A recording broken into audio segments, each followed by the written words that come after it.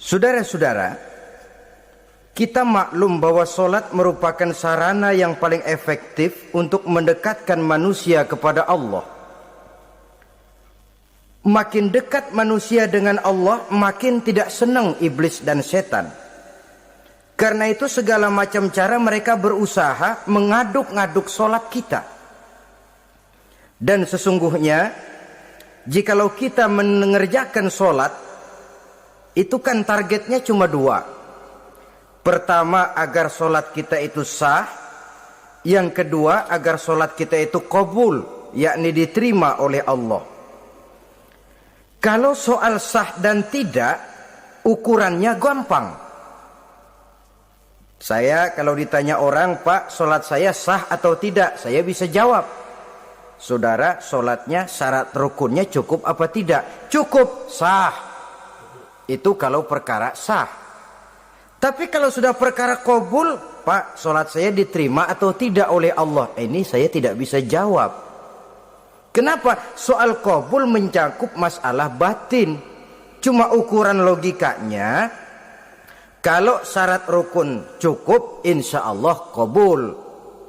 Saudara-saudara kaum muslimin rahimakumullah. Oleh karenanya, pada saat kita solat, iblis, setan datang dari segala macam penjuru supaya kita kehilangan rasa khusyuk. Apalagi kalau kita jadi imam yang gerak kita, bacaan kita dilihat, didengar, disaksikan oleh orang banyak. Digodanya gerakan kita, dibolak-baliknya hati kita supaya di dalam solat itu banyak yang kita ingat, hal-hal yang tidak ada hubungannya dengan solat. Kadang-kadang belum solat kita ribut nyari pulpen, nggak ketemu. Begitu takbir ingat pulpen di atas lemari. Mulai goncang lagi niat kita solat. Kadang-kadang kalau hati tidak bisa dipermainkan, iblis berbisik lagi. Gerakan kita dalam solat tidak mencerminkan kekhusyuan. Kalau gerak juga ternyata masih bisa khusyuk, bacaan kita dibuatnya kita seperti dikejar-kejar waktu. Solat isya misalnya dengan cara kilat khusus, super singkat. Saya katakan tadi, apalagi kalau kita jadi imam, iblis mudah mendatangkan penyakit riya. Karena mengimami orang banyak, lalu supaya dikira alim, dibuatlah solatnya itu mantep-mantep. Surahnya dicari yang panjang-panjang, paling pendek sabihis sama wadduha. Tapi kalau sudah solat sendirian, cukup inna a'toinakal kautsar sama kul huwallahu ahad. Kayaknya khusyuk bukan main. Kalau imam, bahasanya dipaseh-pasehin kayak orang 16 tahun di Mekah. Ufolli fardwal maghribi salasa rakaatin. Saudara-saudara kaum muslimin yang berbahagia, oleh karena solat merupakan sarana yang paling efektif untuk mendekatkan diri dengan Allah, maka orang yang khusyuk di dalam solatnya merupakan musuh utama daripada iblis. Sekarang bagaimana bisa khusyuk caranya? Kalau khusyuk 100%, rasa-rasanya sulit. Untuk sampai ke arah sana orang memerlukan tahapan. Kepada Imam Ali karramallahu wajhah, baginda Nabi pernah memberikan satu tes case. Ali, saya ya Rasul, kalau kau bisa solat 2 rakaat saja dengan khusyuk, aku kasih hadiah sorban. Baik ya Rasul. Sembahyang Imam Ali 2 rakaat, selesai solat, assalamualaikum wassalamualaikum. Rasul bertanya, yang mana sorbannya Li? Tanpa nengok, Imam Ali menjawab, yang hijau ya Rasul. Setelah menjawab yang hijau, Rasul berkata, kamu tidak khusyuk Li. Kenapa? Soalnya tadi waktu sembahyang mikirin, nanti kalau ditawarin sorban pilih yang hijau aja ah. Sehingga begitu ditanya, refleks menjawab, yang mana Li? Yang hijau saja ya Rasul. Oleh karena itu, menurut Al-Imam Nawawi, pada tingkatan yang paling sederhana, sudah sampai ke tingkat khusyuk, asal pada waktu takbiratul ihram ingat kepada Allah. Tapi jangan lupa, itu tangga pertama. Jangan ada fatwa begini lalu aman. Yang penting kan takbirnya ingat Tuhan, belasononya mau kemana kek. Bukan itu. Itu pada tingkatan pertama sudah sah dipandang khusyuk solatnya orang awam, asal pada waktu takbiratul ihram dia ingat kepada Allah. Tetapi harus terus berusaha agar sepanjang solat dia ingat kepada Allah. Caranya bagaimana? Pertama, menanamkan diri bahwa pada saat kita sedang mengerjakan solat, yang lain tidak ada kecuali Allah. Yang kedua, berusaha memahami apa yang kita baca. Sehingga pada saat kita sujud, subhana rabbiyal a'la wa bihamdi, terbayang kemahasucian Allah, kemahatinggian Allah. Sehingga hati tidak mengembara, mulut berucap, hati mengikuti apa yang diucapkan. Yang kadang-kadang membuat hati kita jalan-jalan, badan di masjid, badan takbir, badan ruku, tapi hati di pasar, hati di kantor, hati di pabrik. Karena yang kita ucapkan tidak berakar di hati. Yang kita baca kita nggak tahu artinya. Sangat boleh jadi hati lalu mengembara kemana-mana. Jadi untuk menopang kekhusyuan ini, cara yang paling efektif, pertama, tidak ada yang lain pada waktu kita sholat kecuali Allah. Yang kedua, berusaha memahami apa yang kita baca. Dikala kita sujud dikala kita duduk di antara dua sujud, Rabbighfirli, ya Allah ampuni dosa saya, warhamni, kasihani saya, dan selanjutnya. Mulut membaca, hati mengikuti. Dengan mengikuti, hati tidak terlalu mengembara, ada tempat dia kembali. Saudara-saudara kaum muslimin rahimakumullah. Itu yang kelima. Yang keenam, yang menjadi musuh iblis, mukminun nasih. Orang mukmin yang suka memberikan nasihat. Orang mukmin yang suka memberikan petunjuk. Termasuk juru-juru dakwah, para muballigh, itu merupakan musuh utama iblis. Kenapa? Tiap hari iblis kampanye. Tiap hari iblis mengajak dengan segala macam cara yang kalau perlu dia berikan kamuflase. Dia berikan fata morgana. Kalau perlu yang haram dia bungkus dengan merek halal. Kalau perlu kejahatan dia bungkus dengan baju kebajikan. Istilahnya racun diberi merek madu. Dan itu wajar. Cuma kita tentu harus punya filter, daya saring positif agar tidak salah pilih. Karena iblis ini pintar betul. Kalau kita khusyuk dalam sholat, dia tanamkan kepada kita misalnya seperti tadi itu. Sholatmu memang hebat, khusyuk. Di kampung ini tidak ada orang yang sholatnya seperti kamu. Tertanam itu dalam hati kita, timbul ujub. Akhirnya, iya, gue lihat-lihat di kampus ini kagak ada yang sembayangnya kayak gua. Nah, sudah masuk iblis. Jadi dia pandai mengikuti gerak hati dan irama denyut jantung manusia ini. Kemana kecenderungan manusia, ke situ dia masuk. Pendeknya iblis itu ibarat tukang joget, dia ngerti bener irama kendang.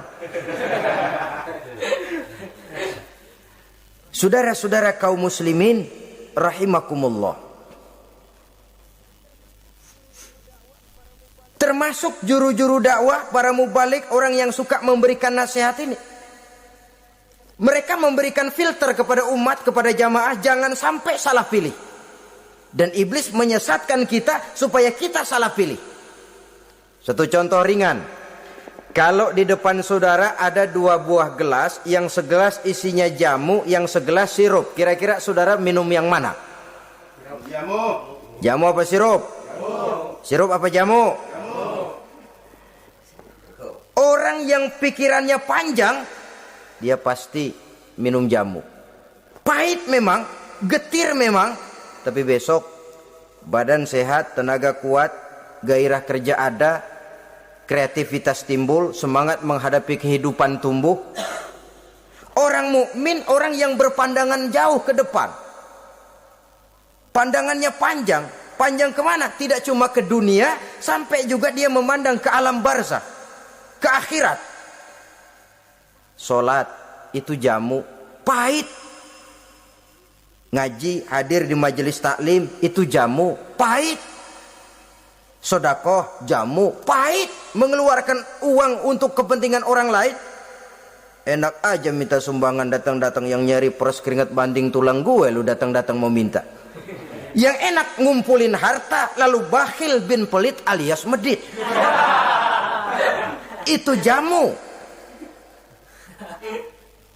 Saudara hadirin yang saya muliakan, sedekah jamu pahit. Puasa jamu pahit. Jihad jamu pahit. Tapi nanti begitu kita meninggalkan dunia, masuk ke alam barzakh, apalagi pindah ke akhirat, baru terasa, aduh, nikmatnya dulu kemarin itu minum jamu, sekarang badan sehat, tenaga kuat, kerja semangat. Nikmatnya dulu saya waktu di dunia sholat, rajin ngaji, suka sodako, suka menolong orang. Sekarang terasa manfaatnya. Begitu saya berada di alam barzakh, apalagi sudah dibangkitkan di padang mahsyar di akhirat nanti, terasa seluruh kebajikan yang saya kerjakan. Nah, orang yang berpikir jangka pendek cuma ngelihat yang ada di depan hidungnya saja. Ngapain minum jamu getir, sirup nih, manis. Dia minum, dia ambil sirup, minum, manis memang pada waktu minum, tapi besok bibir jontor. Meninggalkan perintah Allah, sirup itu manis. Tidak sholat, manis. Tidak bayar zakat, sirup, manis. Tidak mau puasa, sirup, manis. Manis sekarang. Tapi nanti besok begitu masuk ke alam barzakh, begitu dibangkitkan di padang mahsyar di akhirat nanti, merintih kita menahan penyesalan yang sudah tidak ada artinya lagi. Sampai-sampai penduduk mahsyar itu ada yang berkata, diceritakan dalam Quran, ya laitani kuntu turaba. Wahai celaka, kenapa kita nggak jadi tanah saja? Menyesali kejadiannya. Andai kata mereka bisa kembali ke hidup di dunia lagi, mereka akan minta kejadian yang kedua untuk berbuat baik. Tapi tentu sudah penyesalan yang tidak ada gunanya lagi. Maka saudara-saudara, emang cuman jalan duluan kecebur di sumur yang nyesel duluan. Ada orang jalan, yang paling depan kecebur di sumur, itu tuh gue nyesel duluan katanya. Nyesel duluan. Yang lain mesti nyeselnya belakangan. Saudara hadirin yang saya muliakan. Nah, orang yang suka memberikan nasihat kepada orang lain dimusuhi iblis. Kenapa? Tentu nasihat yang membawa kebaikan. Iblis nggak senang betul itu. Kita nasihatin teman, udah berhenti dah, jangan pada mabok lagi. Iblis gergetan bener. Ini orang dilarang lagi. Kita nasihati teman, udah jangan masang-masang lagi dah, nggak bakalan kena, dikebohongin. Nggak ada orang jadi kaya masang judi, bangkrut malah loh. Ini kan termasuk tipu daya iblis, judi dinamain sumbangan. Itu sama saja itu, madu, racun mereknya madu. Judi dinamain sumbangan. Di belakang beca pada nyumbang. Kayak orang kaya lagunya.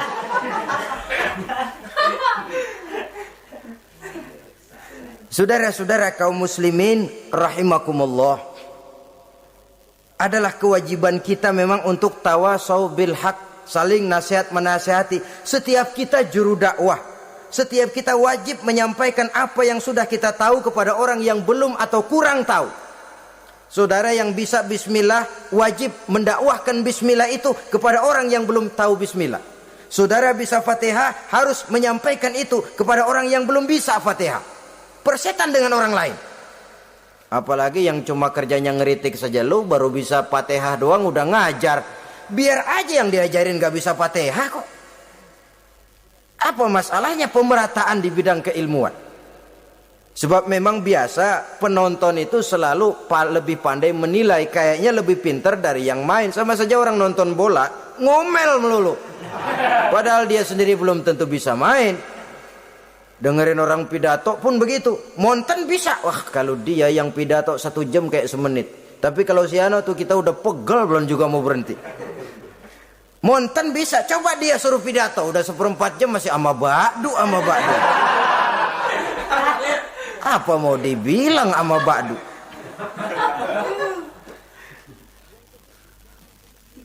Yang ketujuh, yang menjadi musuhnya iblis,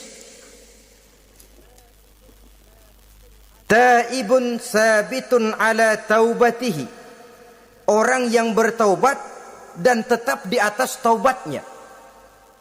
Secara jujur, tidak ada manusia yang tidak punya salah. Dan orang yang baik memang bukan orang yang tidak punya salah. Karena tidak ada orang yang tidak punya salah. Orang yang baik adalah orang yang apabila melakukan kesalahan dia segera sadar, dijadikannya itu sebagai pelajaran untuk tidak diulanginya lagi pada masa yang akan datang. Biasanya kita menghakimi orang pintar, kita nggak merasa bahwa kita juga punya kesalahan. Kalau kita ngelihat maling ayam kita teriak, padahal kita nyolong kambing. Lebih besar dari si maling ayam, merasa diri lebih benar dari yang lain, padahal kita lebih kotor dan lebih jelek. Hilang sifat introspeksinya. Yang kita musuhi, yang kita caci maki, tahu-tahu kita sendiri yang melakukannya. Saudara-saudara kaum muslimin, orang yang bertaubat dan tetap dalam taubatnya stabil, itu musuh iblis.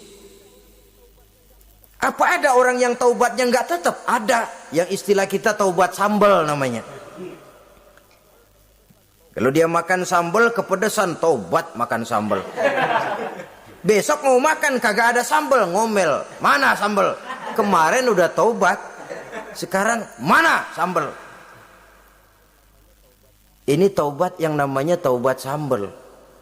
Istighfar, habis istighfar nyolong lagi, istighfar lagi, besok nyolong lagi, istighfar lagi. Itu taubat yang tidak tetap namanya. Allah Maha Pengasih dan Penyayang dengan segala kebesarannya. Ia akan memaafkan segala perbuatan yang bersifat salah dari hamba-hambanya. Cuma manusia kadang-kadang yang tidak mau memaafkan dirinya sendiri. Amat dungu manusia macam ini, membiarkan dirinya hanyut berlarut dalam lembah dosa, sementara dia diberikan umur tidak digunakannya untuk bertaubat. Innallaha yaqbalu taubatal abdi ma lam yugharghir.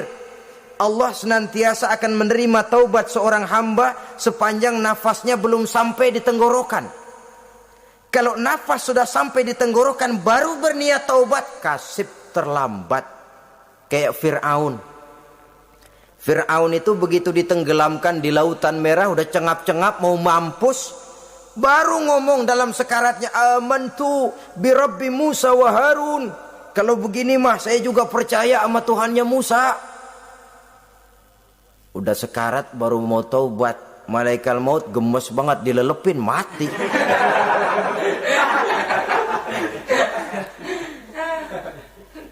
Nah, kepada adik-adik remaja, biasanya kalau sudah bicara taubat, pikiran kita, taubat mah urusan 70 tahun ke atas. Kita masih lama ini. Sebenarnya tidak. Masalah taubat adalah masalah salah dan dosa. Masalah salah dan dosa adalah masalah manusia. Sejak dia akil balik sampai ajal datang merenggut nyawa. Hidup ini tidak selalu berjalan mulus. Hidup ini tidak selalu berjalan di atas kertas putih. Kadang kita tersilap, kadang kita tersalah.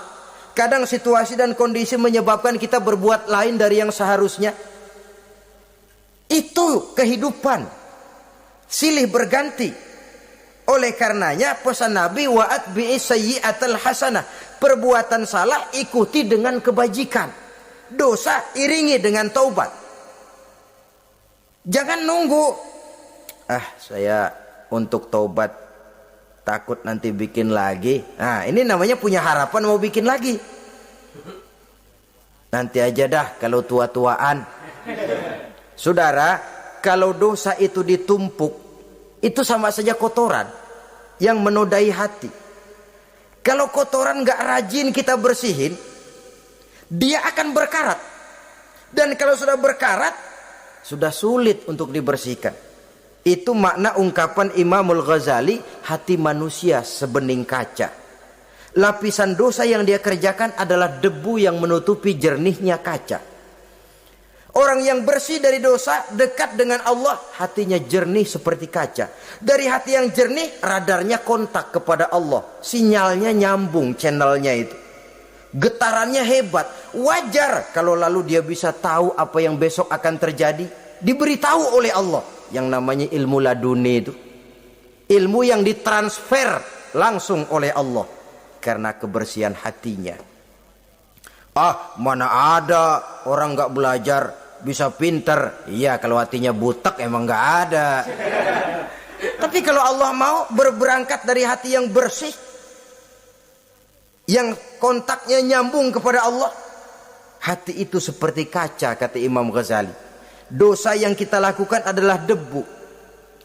Kalau debu sedikit datang kita lap, datang lagi kita bersihin, datang lagi kita bersihin, insya Allah nggak sampai jadi noda di atas kaca itu. Tapi kalau nunggu debu itu sampai bertumpuk, besok aja ngelapnya dah, besok aja ngebersihinnya, bertumpuk dia, sulit membersihkannya. Walaupun kena, nodanya tentu tertinggal di atas kaca itu. Karena itu dalam kehidupan remaja misalnya, pemuda misalnya, kita tidak bisa menolak mode, tidak bisa menolak musim. Modenya disco, modenya breakdance, modenya joget, modenya jaipongan. Mode pada waktunya habis, ya habis. Tapi bagaimanapun dia akan punya dampak, memberikan bekas dalam membentuk kepribadian. Dan ini efek yang tidak kita inginkan. Efeknya, bukan modenya itu. Jadi oleh karenanya saudara-saudara, masalah taubat bukan masalah 70 tahun ke atas. Tapi masalah manusia sejak dia akil balik sampai ajal datang merenggut nyawa. Sepanjang nafas belum sampai di kerongkongan, Allah akan menerima taubat seorang hamba. Bahkan dalam hadis qudsi Allah menyatakan, "Lau amiltumul khotoya hatta mala'atis sama, thumma nadimtum, fataballahu alaikum." Kalaupun kamu berbuat dosa sampai penuh langit dengan dosamu, kemudian kamu bertaubat dan menyesal, Allah pasti akan menerima taubatmu. Jadi orang yang taubat dengan sebenarnya dan tetap dalam taubatnya, itu musuh iblis. Tapi orang yang taubatnya angin-anginan, iblis demen banget. Hari sembahyang, besok mabok, besoknya lagi nyolong, besoknya lagi zina, besok taubat lagi. Kata iblis, surak, iya lu gocet dah Tuhan.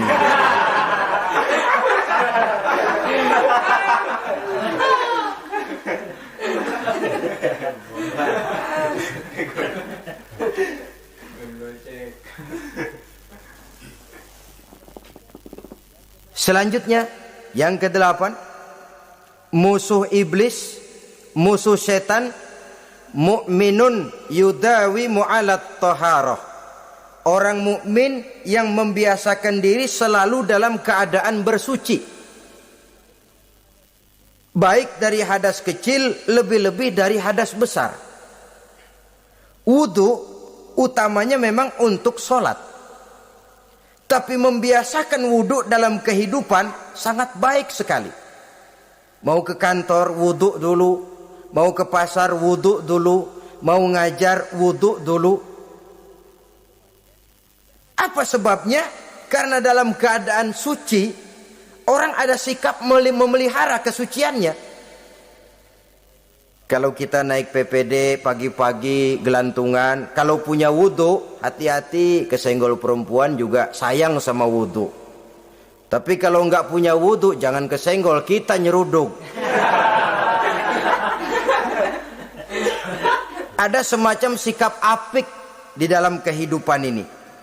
Karena itu biasakan wudu. Untuk menjaga kebersihan diri, kebersihan zahir, kebersihan batin, belum lagi kemanfaatan di akhirat. Sebab kata Nabi, "Inna ummati ya'tuna yaumal qiyamah ghurran muhajjalin min asaril wudu.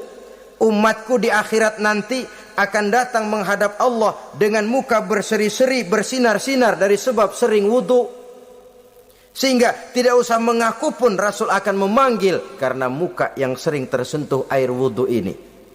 Mu'minun yudawimu alat toharah. Orang mukmin yang selalu membiasakan diri berada dalam keadaan suci, berwudu. Kita lihat ajaran wudu ya. Dari sejak bacaan-bacaannya saja itu sudah membawa manfaat. Lalu dari segi bahwa kita manusia sering tersilap melakukan dosa-dosa kecil. Dosa-dosa kecil itu oleh air wudu dia rontok. Tangan kita suka colak-colek. Pada saat membasuh dua tangan, Allahumma inni as'alukal yumna wal barakah wa a'udzubika minasyu'mi wal halakah. Dosa yang ada di tangan itu rontok. Mata kita suka pelatat-pelotot, enggak karu-karuan. Pada saat membasuh muka, nawaitu raf'al hadasil asghar. Dosa yang ada di mata rontok. Dari segi pembersihan batin. Belum lagi dari segi pembersihan zahir. Sehari semalam kalau 5 kali saja kita terkena air wudu, itu sudah menjaga kesehatan dan kebersihan. Saudara-saudara kaum muslimin rahimakumullah. Yang kesembilan, orang yang menjadi musuh iblis yaitu mutawarra'un anil haram. Orang yang memelihara diri dari yang diharamkan oleh Allah. Terpelihara dirinya, terpelihara yang dimakannya, yang diminumnya dari jenis-jenis yang haram, baik sedikit maupun banyak. Jangan cuma teriak haram waktu sedikit, tapi giliran banyak halal. Sama saja orang dikasih tahu, itu ada cerita anak-anak, Pak Haji punya anak main judi, dikasih tahu, Pak, anak bapak main judi, astagfirullah katanya. Tapi menang Pak, alhamdulillah.